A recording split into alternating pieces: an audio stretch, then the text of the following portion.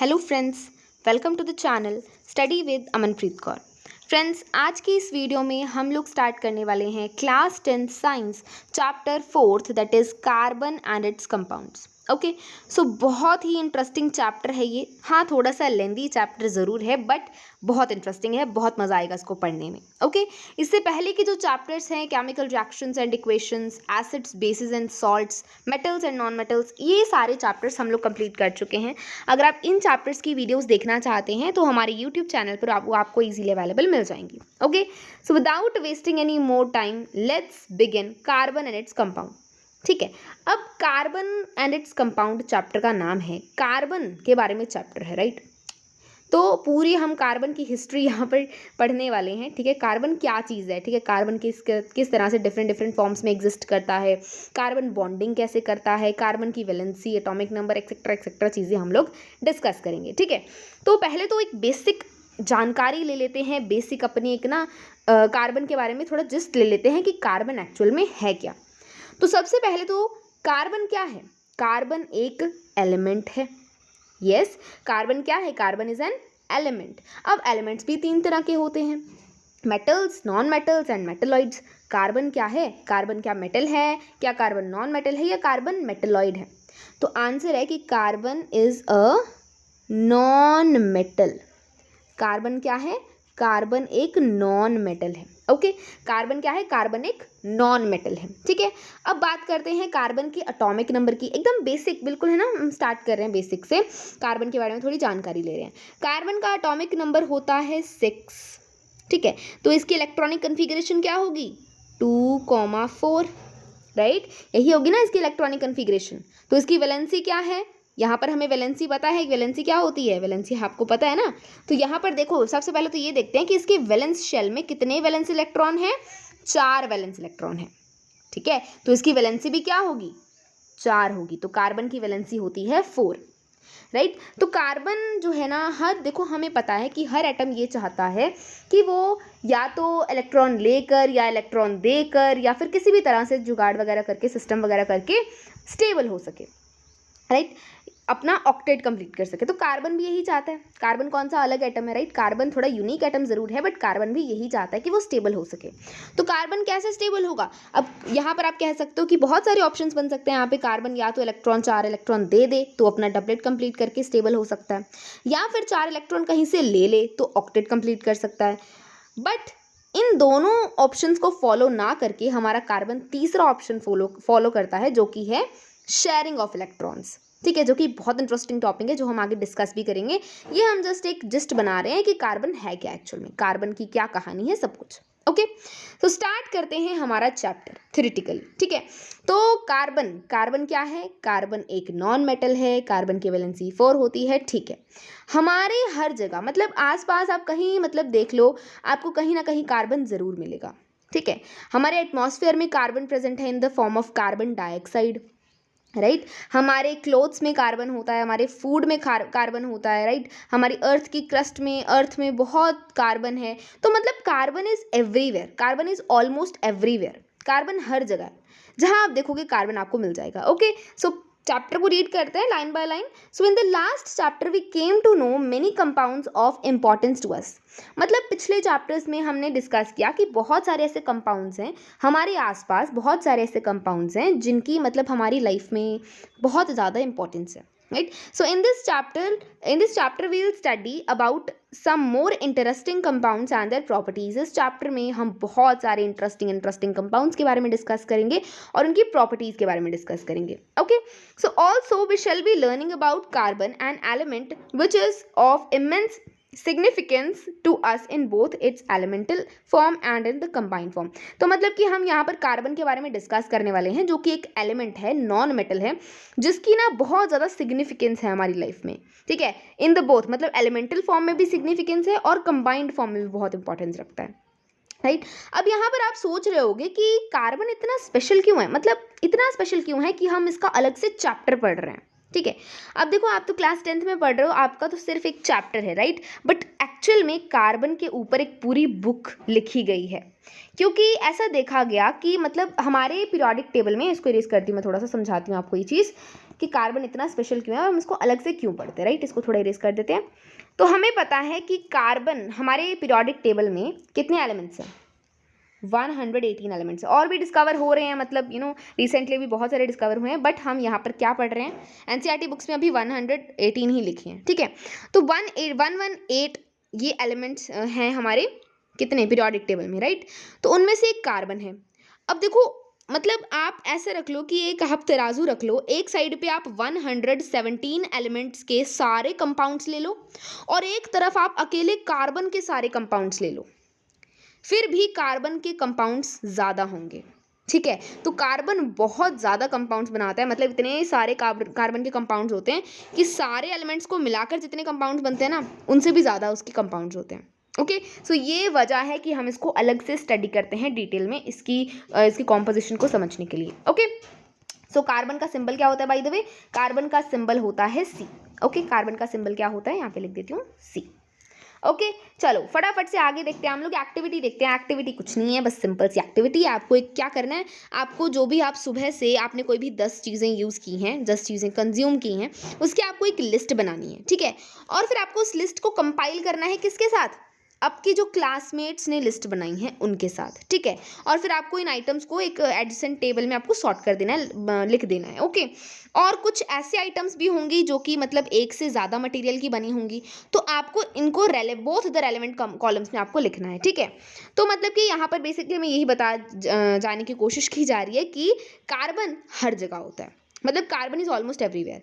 Look at the items that come in the last column of the above table filled by you. आपने जो table भरा अभी अभी, उसके मतलब आप ना बिल्कुल एकदम लास्ट कॉलम में देखो, उसमें बहुत सारी जो आइटम्स है ना, ठीक है, उनको देखो आप, ठीक है। So your teacher will be able to tell you that most of them are made up of compounds of carbon. Yes, हमारी टीचर हमें ये बताएंगी क्लास में कि बहुत सारे मतलब ऐसी चीज़ें हैं, बहुत सारे हमारे आसपास ऐसी चीज़ें हैं जो कि क्या हैं, कंपाउंड्स हैं, किसके, कार्बन के, ठीक है। कार्बन के कंपाउंड से मिली हुई चीज़ें हैं बहुत सारी, almost. Okay, so can you think of a method to test this. इस चीज़ को टेस्ट करने के लिए कोई मेथड सोच सकते हो आप।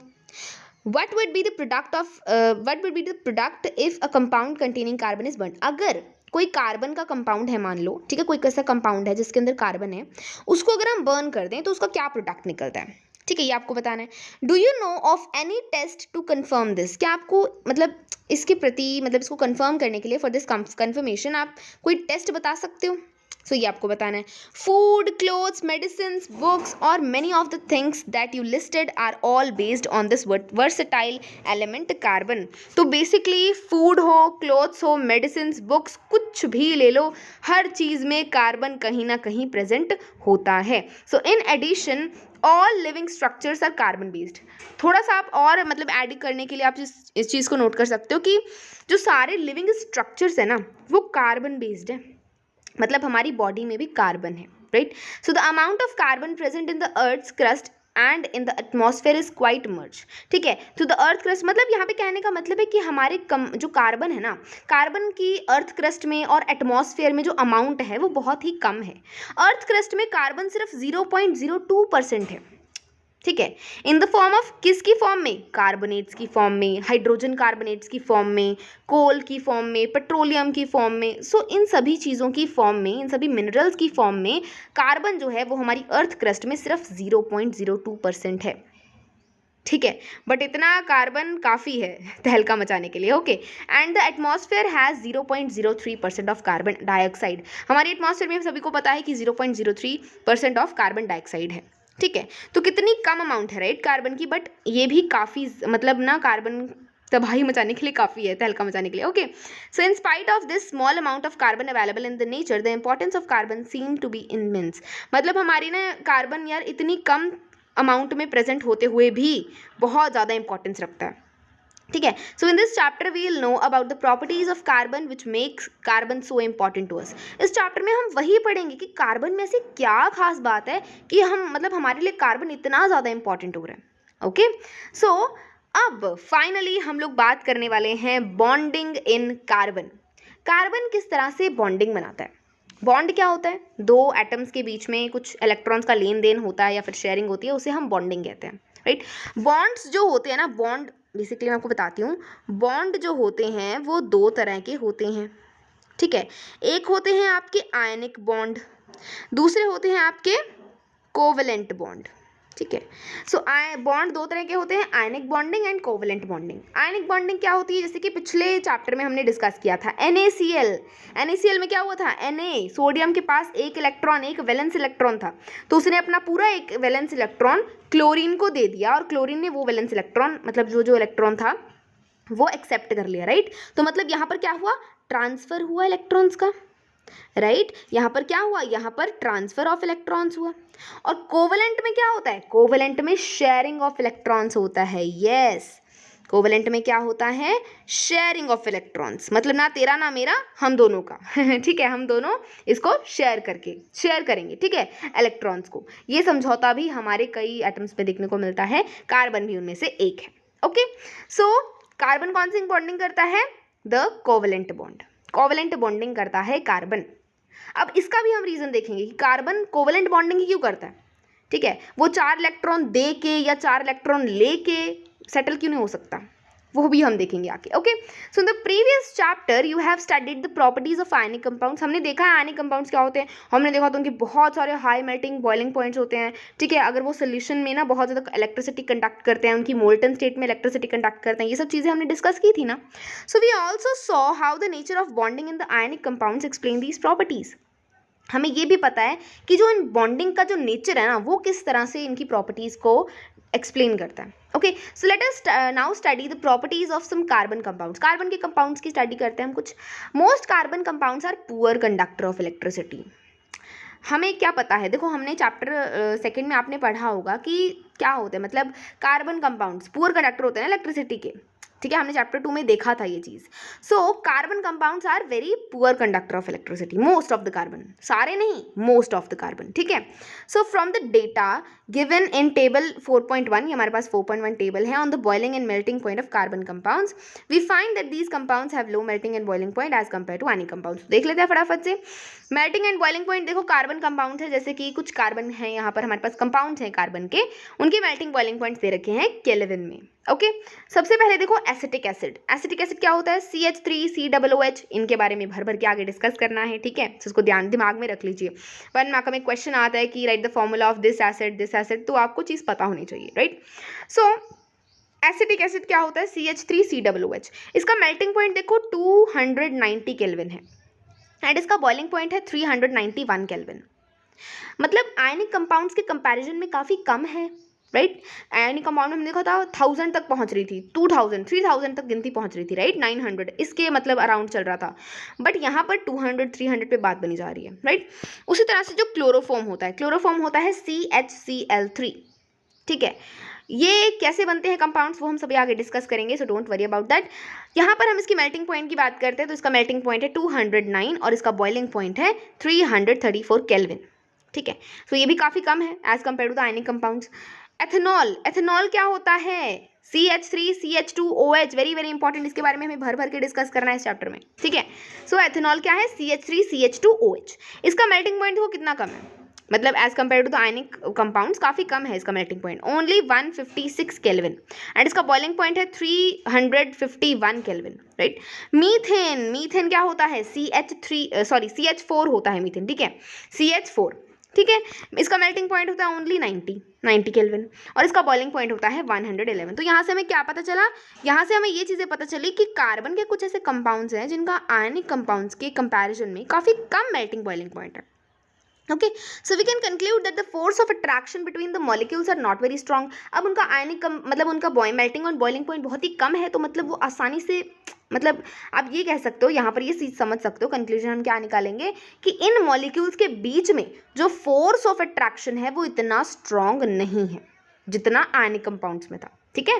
सो since these compounds are largely non conductors of electricity, ये कंपाउंड्स जो होते हैं हमारे इलेक्ट्रिसिटी कंडक्ट नहीं करते हैं, so we can conclude that the bonding in these compounds does not give rise to any ions. तो हम यहाँ पर ये कंक्लूजन निकालेंगे कि इन कंपाउंड्स की जो बॉन्डिंग होती है ना, मतलब उनसे कोई भी आयन प्रोड्यूस नहीं होता।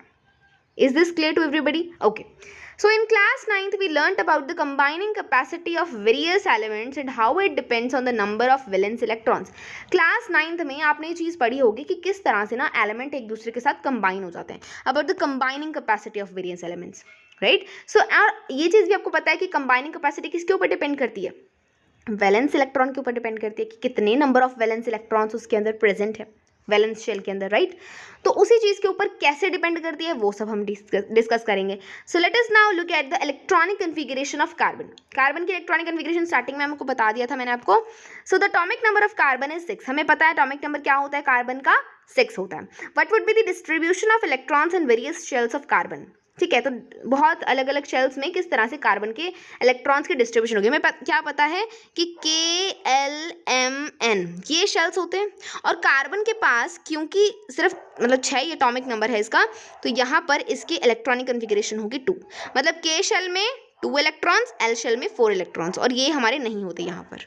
Okay, is this clear? So how many valence electrons will carbon have. Carbon के पास कितने वैलेंस इलेक्ट्रॉन है, 4 वैलेंस इलेक्ट्रॉन्स है, right? So we know that the reactivity of elements is explained as their tendency to attain a completely filled outer shell. हमें ये चीज़ पता है, पिछले चैप्टर में भी हमने डिस्कस किया था कि जो एलिमेंट्स की रिएक्टिविटी होती है वो बेसिकली क्या होती है, वो बेसिकली होती है उनकी टेंडेंसी. कौन सी टेंडेंसी, अटेन करने की. क्या अटेन करने की, एक कंप्लीटली फिल्ड आउटर शेल, मतलब उनका जो आउटर शेल है वो फिल हो जाए इलेक्ट्रॉन से, राइट? ऑक्टेट कंप्लीट हो जाए बेसिकली उनका. That is attain Nobel gas configuration.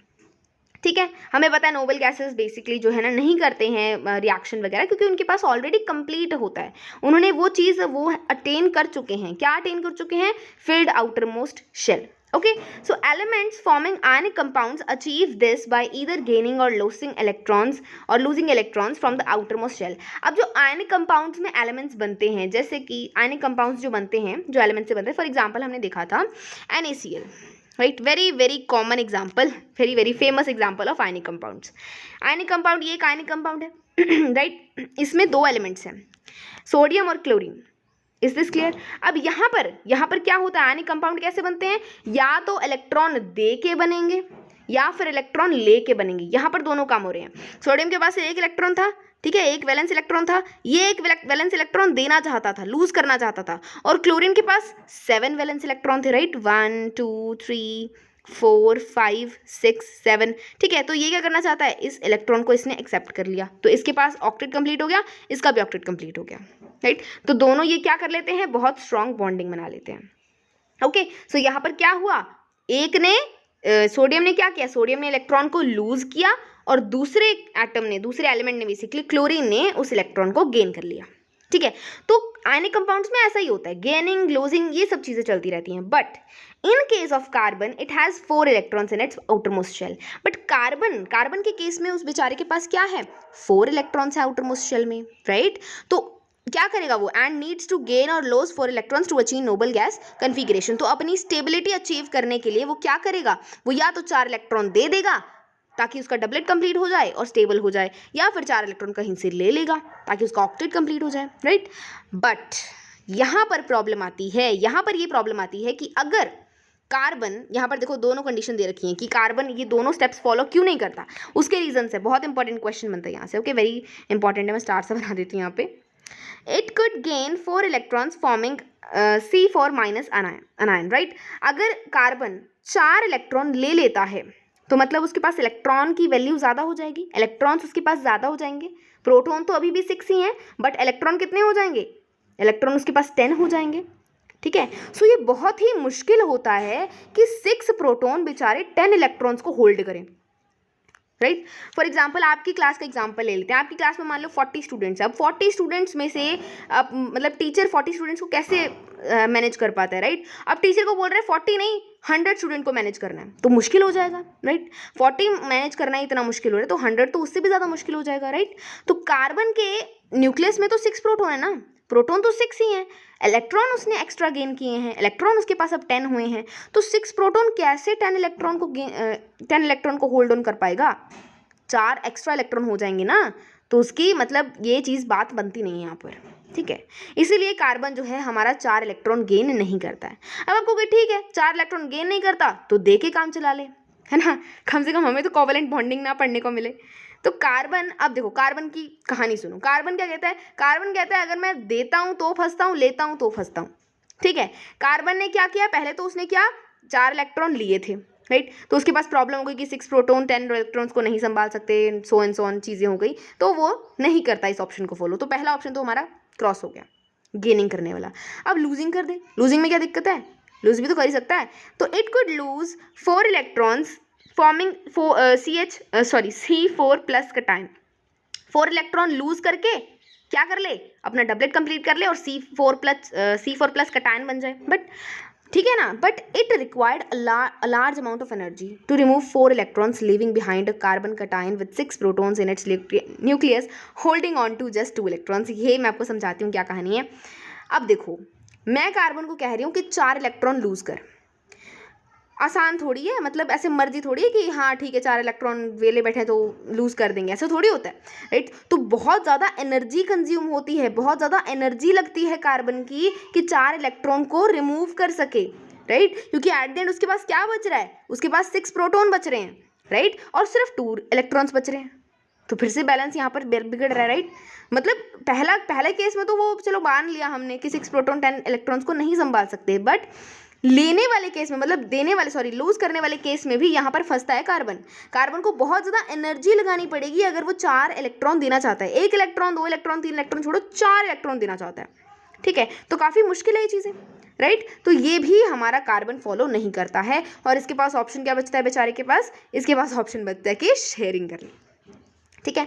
So carbon overcomes this problem by sharing its valence electrons with other atoms of carbon और with other atoms of other elements.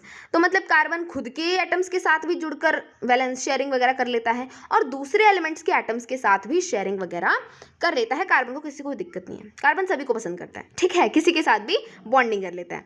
Not just carbon but many other elements form molecules by sharing electrons in this manner. सिर्फ carbon ही ऐसा नहीं है, अब क्योंकि यही speciality है carbon में, सिर्फ कार्बन ही ऐसा नहीं है, बहुत सारे और भी इलेक्ट्रॉन्स हैं, बहुत सारे और भी एलिमेंट्स हैं जो कि इसी तरह से शेयरिंग करके अपना जो है ना स्टेबिलिटी अटेन करते हैं, ठीक है। The shared electrons belong to the outer most shell of both the atoms and lead to both atoms attaining the noble gas configuration. Before going on to the compounds of carbon let us look at some simple molecules formed by sharing of valence electron. अब यहाँ पर हम discuss करेंगे किस तरह से जो हमारे और एटम्स हैं और एलिमेंट्स हैं वो किस तरह से शेयरिंग करके स्टेबिलिटी अटेन करते हैं, राइट। कार्बन को भी छोड़ेंगे, अभी थोड़ा सिंपल वे में बात करेंगे, ठीक है, थोड़ा बेसिक से स्टार्ट करेंगे। So the simplest molecule formed in this manner is that of hydrogen. तो इलेक्ट्रॉन्स की शेयरिंग करके जो बिल्कुल सिंपल और मतलब सीधा साधा मॉलिक्यूल बनता है ना, वो कौन सा बनता है, हाइड्रोजन का बनता है, ठीक है। So as you have learned earlier the atomic number of hydrogen is 1। Hydrogen का एटॉमिक नंबर क्या है, 1 है। Hence hydrogen has 1 electron in the K shell. अब हाइड्रोजन के पास क्या है, के शेल में 1 इलेक्ट्रॉन है। अब 8 मतलब ऑक्टेट कंप्लीट करना तो बहुत दूर की बात रह गई, डबलेट कंप्लीट कर ले वही बहुत बड़ी बात है, right. So it requires 1 more electron to fill the K shell, ताकि वो डबलेट कंप्लीट करके स्टेबल हो जाए। तो वो क्या करता है, वो दूसरे हाइड्रोजन के साथ मिलकर क्या बना लेता है, H2 बना लेता है, right. So this allows each hydrogen atom to attain the electronic configuration of the nearest noble gases, ठीक है। तो यहाँ पर हाइड्रोजन क्या कर रहे हैं, हाइड्रोजन देखो मैं आपको समझाती हूँ। हाइड्रोजन ये बैठा बेचारा अपना 1 इलेक्ट्रॉन लेके, ये भी हाइड्रोजन बैठा 1 इलेक्ट्रॉन लेके। अब यहाँ पर हमारे बेचारे कंफ्यूज हो रहे हैं कि हम करें क्या, हमें स्टेबिलिटी अटेन करनी है। जाते जाते ये आपस में टकरा गए। अब ये कहते हैं कि भैया तूने भी मतलब तुझे भी 1 इलेक्ट्रॉन चाहिए और मुझे भी 1 इलेक्ट्रॉन चाहिए, तो एक काम करते हैं, हम शेयरिंग कर लेते हैं, राइट। जो मेरे वाले इलेक्ट्रॉन वो भी तेरे, तेरे वाले इलेक्ट्रॉन वो भी मेरे, ठीक है, इस तरह से शेयरिंग कर लेते हैं। तो यहाँ पर देखो कैसे होता है, ये हाइड्रोजन है, इसके पास यहाँ पर एक सर्कल बन गया, मतलब एक सर्कल बेसिकली इसका ऑक्टेट है, ठीक है, ये समझ सकते हो आप, शेल है इसका, और यहाँ पर इस इलेक्ट्रॉन का, इस हाइड्रोजन का, ठीक है। तो यहाँ पर क्या हो गया, देखो ध्यान से समझना इस चीज़ को, मैं थोड़ा ब्लू से समझाती हूँ। यहाँ पर ये हाइड्रोजन है, इस हाइड्रोजन के सर्कल में कितने इलेक्ट्रॉन्स हैं, 1 2, मतलब ये स्टेबल हो गया। इस हाइड्रोजन के सर्कल में देखो कितने हैं, 1 2, मतलब ये स्टेबल हो गया। तो शेयरिंग हुई ना इलेक्ट्रॉन्स की, राइट, शेयरिंग हुई, यहाँ पर बॉन्ड बना एक इनके बीच में, ना लेना ना देना, शेयरिंग हुई, राइट। तो यहाँ पर इस तरह से बनता है। अगर मेरी यहाँ पे ड्राइंग समझ में नहीं आई तो ये डायग्राम देख लो, इससे समझ में आ जाएगा, ठीक है। तो इसको इरेज करता है फटाफट से, जो हमने अभी डायग्राम किया है, ड्राइंग की है।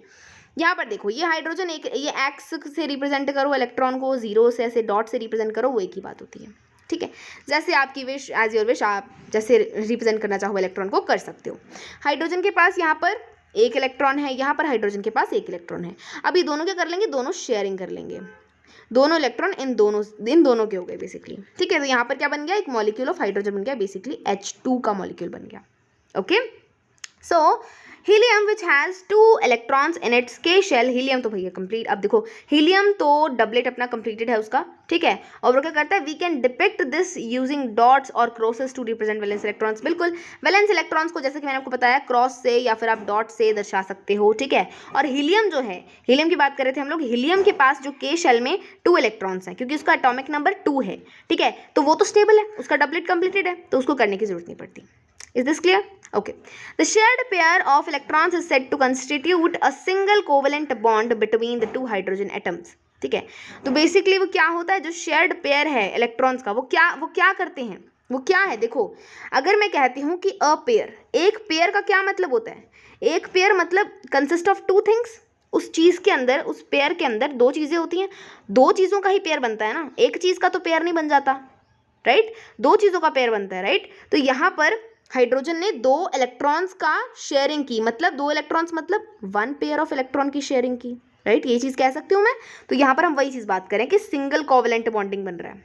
ठीक है, सिंगल कोवेलेंट बॉन्ड हो रहा है क्योंकि एक पेयर ऑफ इलेक्ट्रॉन शेयर हो रहा है। सिंगल कोवेलेंट बॉन्ड बना ना, मतलब एक पेयर शेयर हो रहा है तो सिंगल ही बनेगा, 2 पेयर शेयर होंगे तो डबल बनेगा, वो हम आगे डिस्कस करेंगे।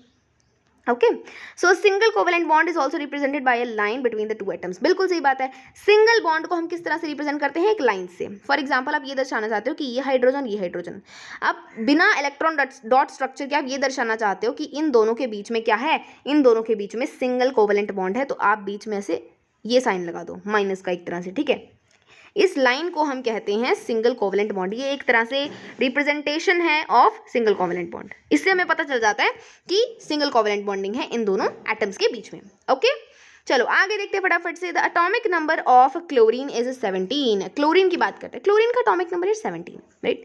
What would be it's electronic configuration and it's valency, उसकी इलेक्ट्रॉनिक कन्फिगरेशन क्या होगी, उसकी वैलेंसी क्या होगी, है ना। इलेक्ट्रॉनिक कन्फिगरेशन क्या होगी, 2,8,7, उसकी वैलेंसी क्या है, वैलेंसी आपको बतानी है। Chlorine forms a diatomic molecule which is Cl2 बनाता है क्लोरीन।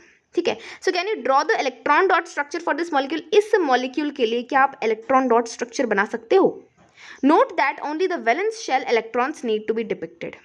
ठीक है, सिर्फ वैलेंस शेल इलेक्ट्रॉन्स को ही आपको दर्शाना है और आपको किसी चीज़ को दर्शाना नहीं है। ठीक है, जो 7 इलेक्ट्रॉन्स है ना, उसके वैलेंस इलेक्ट्रॉन्स, उन्हीं को आपको दर्शाना है। ओके, सो कैसे बनेगा, यहाँ पर देखो, यहाँ पर बना के देख लेते हैं यार क्लोरीन का, कोई दिक्कत वाली बात नहीं है, इसी हमें तो आता है सब कुछ। तो यहाँ पर क्लोरीन है, अच्छा इसको रेस करते हैं फटाफट से, एक तो यहाँ पर इसको क्लियर करते हैं, यहाँ पर बनाते हैं। ये क्लोरीन है, इसका मैं डॉट से दिखा दूँगी, क्रॉस बनाना मेरे को मुश्किल लगता है, यहाँ पे डॉट से दिखा देते हैं। 1 2 3 4 5 6 7।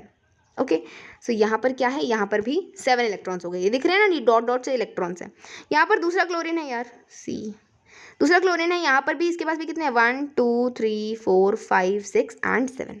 ठीक है, 7 इलेक्ट्रॉन्स है। अब ये दोनों आपस में टकरा गए, दोनों ने समझौता कर लिया और क्या बना ली, शेयरिंग कर ली। ये क्लोरीन के पास देखो कितने इलेक्ट्रॉन्स हो गए, ये क्लोरीन के पास हो गए 1 2 3 4 5 6 7 8 इलेक्ट्रॉन्स हो गए, और इस क्लोरीन ने भी इस तरह से शेयरिंग कर ली, और बीच में क्या बन गया इनके, देखो इस तरह से अगर 2 इलेक्ट्रॉन शेयर हो रहे हैं तो एक तरह से सिंगल लाइन ही तो है, राइट। तो यहाँ पर हम क्या कहेंगे, ये कहेंगे हम लोग Cl2 कैसे बनता है, Cl2 बनता है Cl single bond Cl। Okay, ये होता है electron dot structure of chlorine basically. Okay, so I hope ये चीज़ आपको समझ में आ गई होगी। In the case of oxygen, अब ऑक्सीजन की बात करते हैं, अब डबल बॉन्ड की बात करेंगे हम लोग, single bond, double bond, triple bond, 3 तरह के बॉन्डिंग होते हैं। अब हम बात करते हैं डबल बॉन्ड की। सिंगल बॉन्ड समझ में आ गया, हाइड्रोजन और क्लोरीन के बीच में होता है। डबल बॉन्ड कैसे होता है, डबल बॉन्ड का बहुत फेमस एग्जाम्पल है हमारा प्यारा सा ऑक्सीजन। ठीक है, अब 2 ऑक्सीजन एटम्स के बीच में डबल बॉन्डिंग होती है। ठीक है, this is because an atom of oxygen has 6 electrons in its L shell. Oxygen के पास, ऑक्सीजन का एटॉमिक नंबर क्या होता है, 8 होता है, तो उसका इलेक्ट्रॉनिक कन्फिगरेशन क्या होगा, 2,6, मतलब उसके पास 6 वैलेंस इलेक्ट्रॉन्स हैं। तो मतलब वो 2 इलेक्ट्रॉन कहीं से लेना चाहता है ताकि वो स्टेबल हो सके, राइट। तो 2 इलेक्ट्रॉन चाहिए उसे ऑक्टेट कंप्लीट करने के लिए, right. So each atom of oxygen shares 2 electrons with another atom of oxygen. एक ऑक्सीजन एटम क्या करेगा, दूसरे ऑक्सीजन एटम के साथ समझौता कर लेगा, उसके साथ शेयरिंग कर लेगा to give us the structure shown in the figure 4.3। तो यहाँ पर हमें एक फिगर में देखो यहाँ पर दिखा रखा है, देखो ऑक्सीजन है, ठीक है। तो यहाँ पर देखो मैं आपको बना के दिखा देती हूँ। आई होप ये चीज़ वैसे समझ में आ रही होगी आपको। ये क्रॉस जो है ये इलेक्ट्रॉन्स है, देखो 1 2 3 4 5 6, ठीक है। यहाँ पर कितने हैं इसके पास, 6 इलेक्ट्रॉन हैं, इसके पास भी कितने हैं, 6 इलेक्ट्रॉन हैं। तो इन्होंने क्या किया, आपस में 2 2 इलेक्ट्रॉन शेयर कर लिए। तो यहाँ पर 2 पेयर बन रहे हैं ना, 2 पेयर ऑफ इलेक्ट्रॉन शेयर हो रहे हैं, तो हम क्या कहेंगे, डबल बॉन्ड बन रहा है, ऐसे कहेंगे इसको, ठीक है। ओ डबल बॉन्ड ओ, कोई 0 इज इक्वल टू 0 मत कह देना, ये है O double bond O. Okay, is this clear, ठीक है, समझ में आ गया। So 2 electrons contributed by each oxygen atom give rise to this 2 shared pair of electrons, हमें पता चल गया। This is said to constitute a double bond between 2 atoms, इसे कहते हैं डबल बॉन्ड, ठीक है। जब 2 पेयर ऑफ इलेक्ट्रॉन शेयर होते हैं, एक पेयर ऑफ इलेक्ट्रॉन शेयर हो रहा है तो single bond, 2 pair of electron share हो रहे हैं तो double bonding. Okay, so can you now depict a molecule of water showing the nature of bonding between one oxygen atom and 2 hydrogen atoms? Water का सभी को molecular formula पता है, क्या होता है, H2O होता है, राइट। यहाँ पर हम इरेज करके यही जगह होती है हमारे पास फेमस, है ना। यहाँ पर हम लोग इसको देख लेते हैं कि H2O कैसे बनता है, वाटर कैसे बनता है, वाटर की फॉर्मेशन देखें। वाटर का इलेक्ट्रॉन डॉट स्ट्रक्चर इस तरह से देखो, 2 ऑक्सीजन होते हैं, 2 हाइड्रोजन होते हैं और 1 ऑक्सीजन होता है। तो ऑक्सीजन के पास कितने वैलेंस इलेक्ट्रॉन्स हैं, 6, तो 1 2 3 4 5 6, राइट। इधर हाइड्रोजन बैठा है, हाइड्रोजन के पास 1 है, इधर हाइड्रोजन बैठा है, हाइड्रोजन के पास 1 है। तो हाइड्रोजन अपना इसके साथ एक शेयर कर लेगा, एक बॉन्ड कर लेगा यहाँ पे, उसी तरह से ये हाइड्रोजन एक बॉन्ड कर लेगा, ठीक है। और ऑक्सीजन इन सभी पर कब्जा कर लेगा, मतलब शेयरिंग कर लेगा बेसिकली, ठीक है। तो यहाँ पर ऑक्सीजन के पास कितने हो गए, 1 2 3 4 5 6 7 8, हाइड्रोजन के पास भी 2 हो गए, इसके पास भी 2 हो गए। तो ऑक्सीजन का ऑक्टेट कंप्लीट हो गया, हाइड्रोजन का डबलेट कंप्लीट हो गया। ओके, सो अब हम बात करते हैं, does the molecule have single और डबल बॉन्ड्स? क्या सिंगल और डबल बॉन्ड्स हैं, ये आपको बताना है। What would happen in the case of diatomic molecule of nitrogen? अब हम बात करेंगे ट्रिपल बॉन्ड की। नाइट्रोजन बहुत अच्छा एग्जाम्पल है ट्रिपल बॉन्डिंग का। नाइट्रोजन का एटॉमिक नंबर होता है 7, मतलब कि 2,5 इसकी इलेक्ट्रॉनिक कन्फिगरेशन हो गई। मतलब इसको कितने इलेक्ट्रॉन चाहिए, इसको 3 इलेक्ट्रॉन चाहिए ताकि अपना ऑक्टेट कंप्लीट कर सके, राइट। तो ये क्या करता है, ये दूसरे नाइट्रोजन के साथ ट्रिपल बॉन्ड बना लेता है, शेयरिंग कर लेता है इलेक्ट्रॉन्स की और बना लेता है N2। कैसे बनाता है ये देखो, नाइट्रोजन के पास कितने वैलेंस इलेक्ट्रॉन है, 1 2 3 4 5, यहाँ पे नाइट्रोजन के पास 1 2 3 4 5, राइट। अब इन्होंने आपस में समझौता कर लिया, ठीक है, 3 3 इलेक्ट्रॉन चाहिए तो 3 3 अपने गोले में ये ले लेंगे, ठीक है। और 1 2 3 3 पेयर बन गए, 3 पेयर ऑफ इलेक्ट्रॉन शेयर हो रहे हैं, मतलब कि ट्रिपल बॉन्ड बनेगा, राइट। 1 पेयर में सिंगल बॉन्ड बन रहा था, 2 पेयर्स में डबल बॉन्ड बन रहा था, 3 पेयर्स में ट्रिपल बॉन्ड बनेगा, ठीक है। इसको हम इस तरह से रिप्रेजेंट करते हैं, ठीक है। सिंगल बॉन्ड को ऐसे, डबल बॉन्ड को ऐसे, ट्रिपल बॉन्ड को ऐसे, ठीक है, ये सब चीज़ें। सो चलो आगे देखते हैं फटाफट से। Molecule of ammonia that has the formula NH3। NH3 क्या होता है, ammonia, famous, right. Can you draw the electron dot structure for this molecule showing how all 4 atoms achieve the noble gas configuration? आपको इस molecule की electron dot structure बतानी है, तो देख ले फटाफट से इसकी भी। ये भी इजी है, आई थिंक सभी कर पाएंगे अभी, है ना, बट फिर भी मैं आपको एक बार बता देती हूँ कैसे करते हैं हम, अमोनिया कैसे बनता है, राइट। तो यहाँ पर देखो, यहाँ पर क्या होता है, नाइट्रोजन देखो NH3 है ना, तो मतलब कि 3 हाइड्रोजन जो हैं वो मतलब एक नाइट्रोजन के साथ जोड़ेंगे, क्योंकि नाइट्रोजन के पास कितने वैलेंस इलेक्ट्रॉन हैं, 3, ठीक है। तो मतलब कि इसे नाइट्रोजन के पास कितने वैलेंस इलेक्ट्रॉन है, 5, तो मतलब इसे 3 इलेक्ट्रॉन कहीं से चाहिए, राइट। तो 3 इलेक्ट्रॉन पाने के लिए ये 3 हाइड्रोजन से बॉन्डिंग कर लेता है, शेयरिंग कर लेता है बेसिकली इलेक्ट्रॉन्स की, ठीक है। तो यहाँ पर इनका इस तरह से अमोनिया बन जाता है, ठीक है। इस चीज़ को आप खुद से ट्राई करना, इजी है, इसकी जो स्ट्रक्चर है वो भी इजी है, सो आई होप कर पाओगे। ओके, सबको ये बताना है कि इसका सिंगल बॉन्ड है, डबल बॉन्ड है, ट्रिपल बॉन्ड है। Okay, so let us now take a look at methane which is a compound of carbon. Methane क्या होता है, मीथेन इज CH4, ठीक है, CH4 होता है methane. Methane is a widely used as a fuel and is a major component of biogas and compressed natural gas. तो बेसिकली methane एक बहुत ही वाइडली यूज्ड फ्यूल है, ठीक है, और एक बहुत ही मेजर कंपोनेंट है किसका, बायोगैस का, कंप्रेस्ड नेचुरल गैस का, इन सभी चीज़ों का। It is also one of the simplest compounds formed by carbon. Carbon जितने भी सिंपल कंपाउंड बनाता है ना, सिंपलेस्ट कंपाउंड्स बनाता है, उनमें से एक है हमारा मीथेन, प्यारा सा, ठीक है। मीथेन का फॉर्मूला क्या होता है, CH4, राइट। एक कार्बन है वो 4 हाइड्रोजन के साथ बॉन्डिंग कर रहा है, उसे हम कहते हैं methane, right. Hydrogen as you know has a valency of 1, hydrogen के पास 1 वैलेंसी है, मतलब वो एक ही बॉन्ड बना पाएगा। अब कार्बन क्या है, कार्बन टेट्रावेलेंट है। ये क्या वर्ड आ गया, ये तो नया वर्ड आ गया, टेट्रावेलेंट। टेट्रा मतलब 4, वैलेंसी मतलब वैलेंट मतलब वैलेंसी, है ना। टेट्रा मतलब 4, वैलेंट मतलब वैलेंसी। तो हाइड्रोजन की एक वैलेंसी है, तो मतलब हाइड्रोजन एक ही बॉन्ड बना पाएगा ना, एक टाइम पे हाइड्रोजन एक ही बॉन्ड बना पाएगा, क्योंकि उसके पास एक ही इलेक्ट्रॉन है, राइट। जबकि कार्बन के पास 4 वैलेंस इलेक्ट्रॉन है, राइट। इसी वजह से उसे कहते हैं टेट्रावेलेंट। टेट्रावेलेंट मतलब 4 वैलेंट वाला, 4 वैलेंसी वाला, राइट। उसके पास 4 इलेक्ट्रॉन्स होते हैं, ठीक है। तो इसीलिए एक कार्बन जो है वो 4 हाइड्रोजन के साथ जुड़ जाता है। समझ रहे हो आप चीज को, इमेजिन करो, ठीक है, खुद से। So in order to achieve noble gas configuration, carbon shares these electrons with 4 atoms of hydrogen as shown in figure 4.5। Figure 4.5 है हमारी आगे, वो हम आगे देखेंगे, ओके। सो यहाँ पर हम लोग देखते हैं, आगे पढ़ते हैं क्वेश्चन, जो हमारा थ्योरी है। Such bonds which are formed by the sharing of electron pair between 2 atoms are known as covalent bonding, जो कि मैंने आपको बता ही दिया था कि जब हम शेयरिंग करते हैं इलेक्ट्रॉन्स की, तो उस शेयरिंग से जो एटम्स मतलब बॉन्ड बनता है 2 एटम्स के बीच में, उन्हें हम कहते हैं कोवेलेंट बॉन्डिंग। समझ में आ गई थी चीज। So covalently bonded molecules are seen to have strong bonds. Covalent bonding जो मॉलिक्यूल्स होते हैं ना, मतलब वो स्ट्रॉन्ग बॉन्ड्स होते हैं, ठीक है, within the molecule, but intermolecular forces are weak. मतलब मॉलिक्यूल का मतलब जो अंदर वाला उनका मॉलिक्यूल होता है ना, जो स्ट्रक्चर होता है, वो तो काफ़ी स्ट्रॉन्ग मतलब बॉन्डिंग होती है, बट उनके जो इंटरमॉलिक्यूलर फोर्सेज होते हैं वो काफ़ी वीक होते हैं। समझ रहे हो आप चीज़ को। मतलब कि फॉर एग्जाम्पल मेरा CH4 है, फॉर एग्जाम्पल CH4 ले लेते हैं, ठीक है।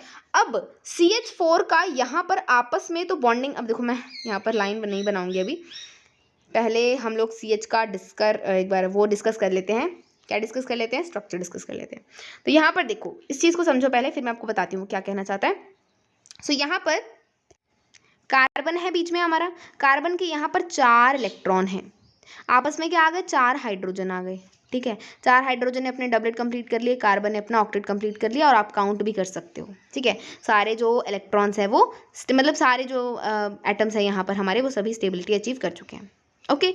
ये होता है मीथेन का एक इलेक्ट्रॉन डॉट स्ट्रक्चर। अब हमने ये भी देखा था कि सिंगल बॉन्ड मतलब 1 पेयर ऑफ इलेक्ट्रॉन को ना, 1 पेयर ऑफ इलेक्ट्रॉन जब शेयर होता है तो उसे हम ना सिंगल लाइन से दर्शाते हैं। तो क्या मैं इस फॉर्मूला को थोड़ा इजी करने चाहिए, इस स्ट्रक्चर को थोड़ा इजी करने के लिए क्या मैं इस तरह से लिख सकती हूँ, एक मिनट मैं यहाँ से थोड़ा सही कर देती हूँ इसको।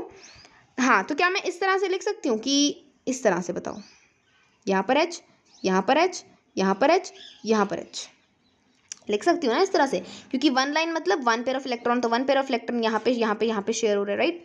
तो यहाँ पर यही कहने का मतलब था कि उनका मॉलिक्यूल्स के अंदर उनका काफ़ी स्ट्रॉन्ग बॉन्ड होता है, मतलब लेकिन आपस में जो इंटरमॉलिक्यूलर फोर्सेस होते हैं ना, वो काफ़ी वीक होते हैं। फॉर एग्जांपल अगर आपने एक बीकर लिया, बीकर से आपको अच्छी तरीके से समझ में आएगा। फॉर एग्जांपल यहाँ पर मैंने मीथेन लिया, अब ऐसा तो नहीं कि यहाँ पे एक ही मॉलिक्यूल होगा मीथेन का, CH4 ही होगा अकेला, बहुत सारे मॉलिक्यूल्स होंगे, राइट। CH4 मतलब कितने सारे मॉलिक्यूल्स होंगे इसके अंदर, राइट, बहुत सारे मॉलिक्यूल्स होंगे CH4 के। अब CH4 का जो आपस का ये जो बॉन्डिंग है ना, ये वाली जो बॉन्डिंग है कार्बन हाइड्रोजन की, ये तो काफ़ी स्ट्रॉन्ग बॉन्डिंग है, ये काफ़ी स्ट्रॉन्ग है, बट इस CH4 का इस पूरे दूसरे CH4 के साथ जो इंटरमॉलिक्यूलर फोर्स है वो काफ़ी वीक है। समझ रहे हो आप चीज़ को, कि मतलब CH4 के अंदर के जो कार्बन हाइड्रोजन की बॉन्डिंग है वो काफ़ी स्ट्रॉन्ग है, बट एक CH4 की दूसरी CH4 के साथ जो इंटरमॉलिक्यूलर जो फोर्सेज हैं वो काफ़ी वीक है, okay. So this give rise to the low melting and boiling point of this compounds. इसी वजह से ये हमारे कंपाउंड्स होते हैं, इनके लो मेल्टिंग और बॉइलिंग पॉइंट्स होते हैं। सिंस द इलेक्ट्रॉन्स, इसको इरेज करते हैं, हाँ जी। So since the electrons are shared between atoms and no charged particles are formed, अब इलेक्ट्रॉन जो है ना आपस में शेयर हो रहे हैं एटम्स के बीच में, राइट, और कोई भी मतलब चार्ज्ड पार्टिकल नहीं बन रहा है यहाँ पर, तो इसी वजह से कोवेलेंट कंपाउंड्स जो होते हैं, covalent compounds are poor conductor of electricity, poor conductor of electricity के होते हैं, ठीक है। अब हम बहुत इंपॉर्टेंट टॉपिक की बात करने वाले हैं, जो कि है एलोट्रोप्स ऑफ कार्बन। एलोट्रोप्स क्या होता है, एलोट्रोप्स बेसिकली होती हैं डिफरेंट फॉर्म्स, ठीक है। मतलब आप ये समझ सकते हो कि एलोट्रोप्स ऑफ कार्बन का मतलब है कि कार्बन की ऐसी फॉर्म्स जिसमें सिर्फ कार्बन है। एलोट्रोप मतलब जिसमें प्योरली सिर्फ कार्बन है और कोई एटम नहीं है, हाइड्रोजन कुछ भी नहीं है, मतलब और सिर्फ कार्बन है, राइट। सिर्फ कार्बन से मिलकर जो चीज़ बनती है उसे हम कहते हैं allotrope. Is this clear? So the element carbon occurs in different forms in the nature. हम पता है हमारे आसपास डिफरेंट डिफरेंट फॉर्म्स में जो है कार्बन जो है अकर करता है, right, with widely varying physical properties, और अलग अलग उसकी फिजिकल प्रॉपर्टीज होती हैं according to its different forms, right. Both diamond and graphite are formed by carbon atoms. The difference lies in the manner in which the carbon atoms are bonded to one another. अब देखो, एक कहीं आप diamond ले लो जो कितना ज़्यादा मतलब कितना ज़्यादा इंपॉर्टेंट है, राइट, कितना ज़्यादा महंगा है, कितना ज़्यादा एक्सपेंसिव है, और एक तरफ आप ले लो ग्रेफाइट, आपकी पेंसिल जो आप यूज़ करते हो. क्या फ़र्क है?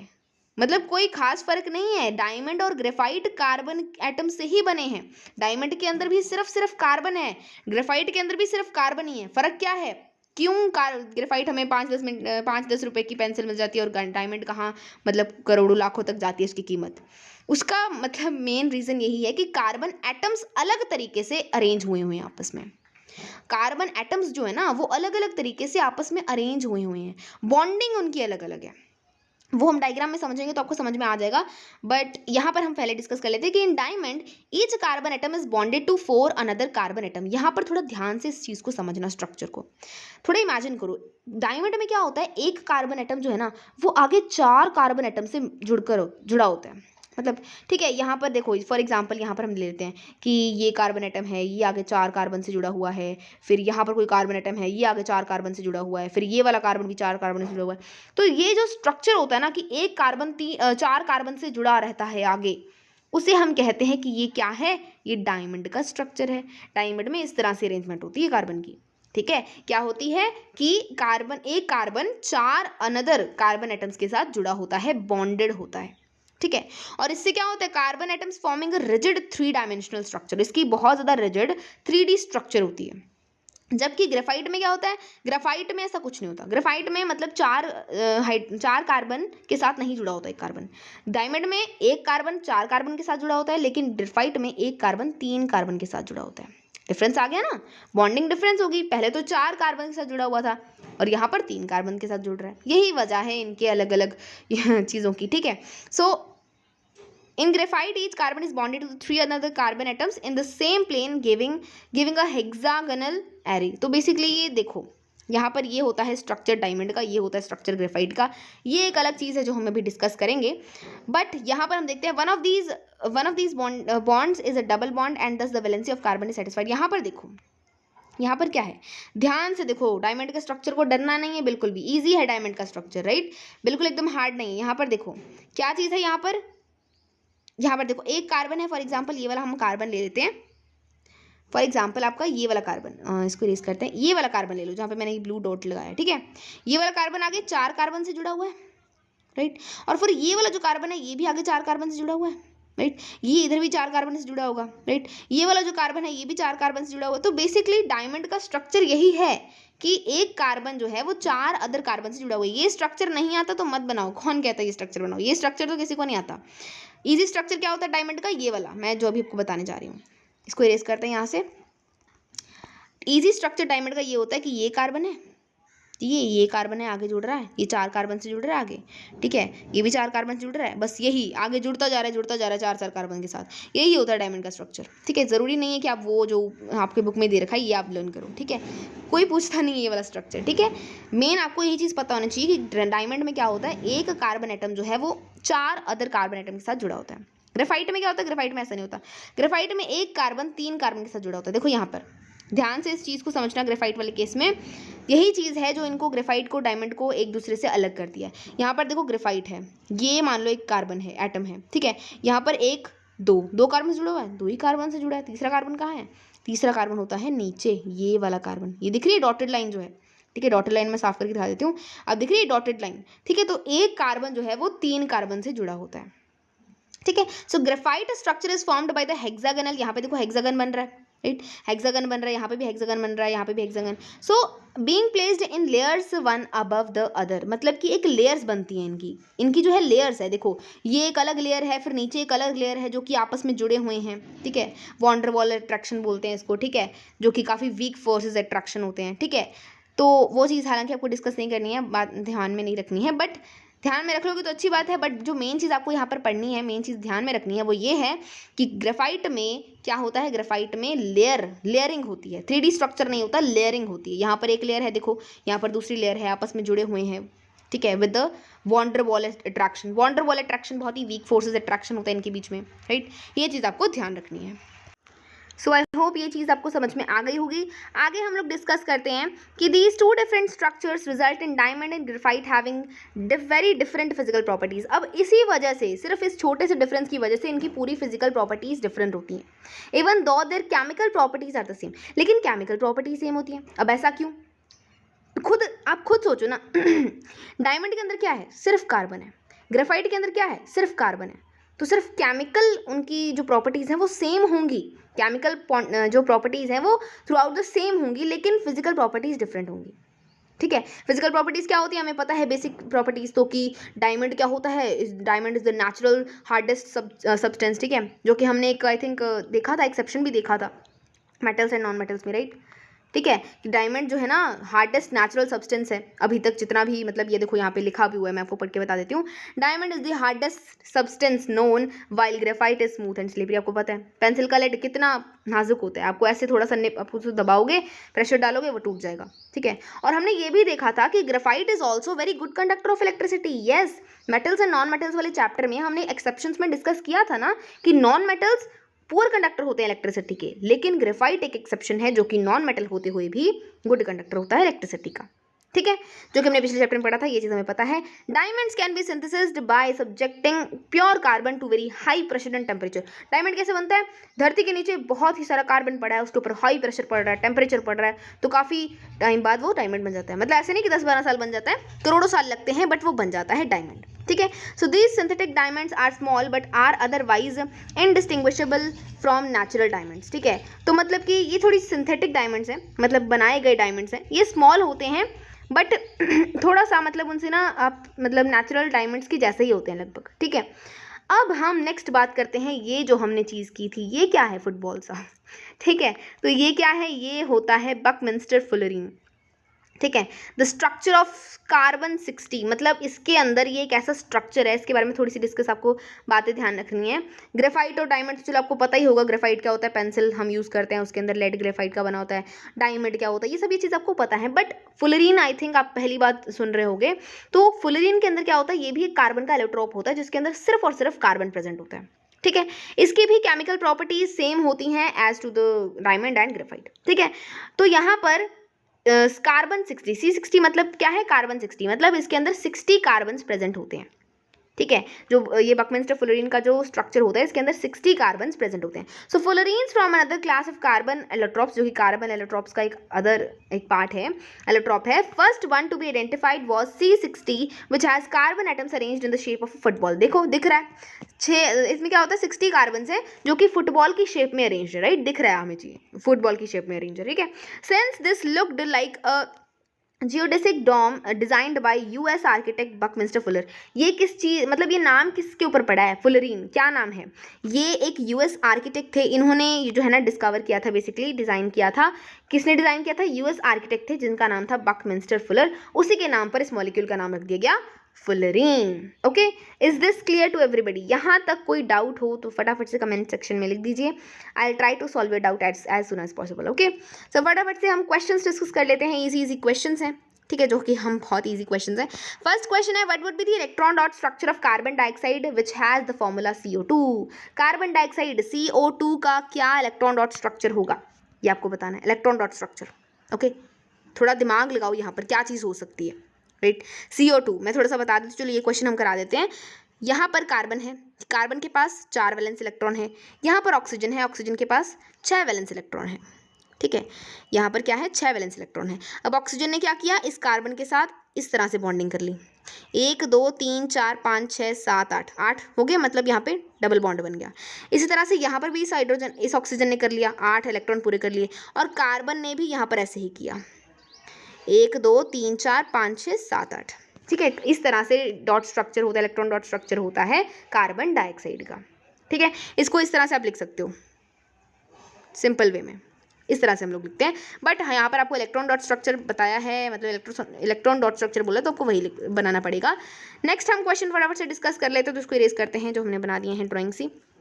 चलो नेक्स्ट क्वेश्चन है, what would be the electron dot structure of a molecule of sulphur which is made up of 8 atoms of sulphur. मतलब ये आपको क्या करना है, आपको एक इलेक्ट्रॉन डॉट स्ट्रक्चर बनाना है सल्फर के एक मॉलिक्यूल का, मतलब उस मॉलिक्यूल के अंदर ना 8 एटम्स प्रेजेंट है सल्फर के, ठीक है। हिंट क्या दे रखी है आपको कि जो 8 एटम्स ऑफ सल्फर है ना are joined together in the form of ring, मतलब एक रिंग के फॉर्म में ना वो जॉइंड है आपस में, ठीक है।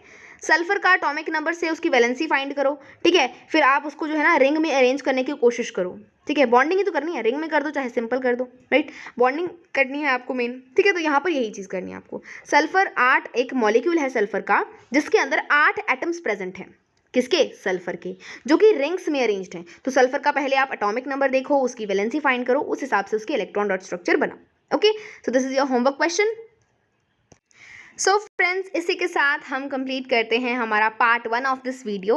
ओके, इस चैप्टर का पार्ट 1 हमने कंप्लीट कर लिया है, जिसके अंदर हमने कार्बन्स के एलोट्रॉप्स के बारे में डिस्कस किया, कार्बन की बॉन्डिंग के बारे में डिस्कस किया। ओके, सो नेक्स्ट पार्ट्स के अंदर जो फर्दर हम कंटिन्यू करेंगे उसके अंदर हम इस चैप्टर को कंप्लीट कर लेंगे। ओके, सो अगर आपको ये वीडियो हेल्पफुल लगी है तो प्लीज़ अपने क्लासमेट्स के साथ, फ्रेंड्स के साथ इसे ज़रूर शेयर कीजिए और हमारे चैनल को भी फटाफट से सब्सक्राइब कर लीजिए। Okay, thanks for watching.